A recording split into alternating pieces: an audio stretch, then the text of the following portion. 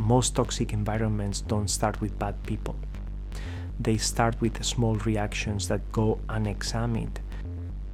And once the pattern sets in, nobody feels responsible, but everyone feels the tension. People like to explain toxic groups by pointing at individuals, a bad boss, a difficult coworker, one negative person. That explanation feels satisfying because it's simple, but the real pattern is quieter. And it usually begins long before anyone uses the word toxic. Imagine a group under pressure, deadlines, expectations, uncertainty.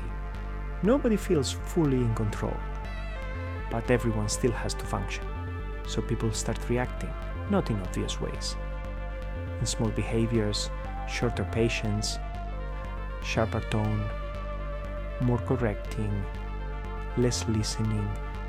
Nothing dramatic, nothing that feels worth addressing at first. But when reactions go unchecked, they stop being individual. They become environmental. Tension isn't spoken, it's felt. People begin to walk on eggshells without knowing why. They filter themselves, they hold back ideas, they avoid risk, not because anyone told them to, but because the atmosphere told them. This is where the pattern locks in. People don't interpret tension as stress. They interpret it as intent. A short reply becomes disrespect. Silence becomes judgment.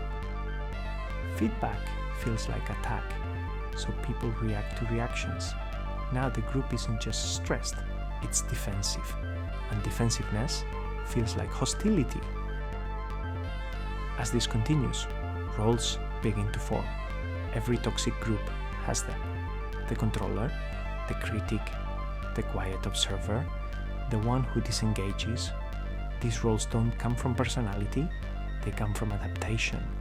People adjust to survive the environment, and once roles form, behavior becomes predictable. Predictability feels safe, even when it's unhealthy. The most unsettling part is this: no one feels like the problem. Each reaction feels justified on its own. Each person believes they're responding to something real, but no one is responding to the original cause anymore. They're responding to the environment they helped create. That's why these patterns last. That's why they feel impossible to fix. Toxic groups aren't built by villains.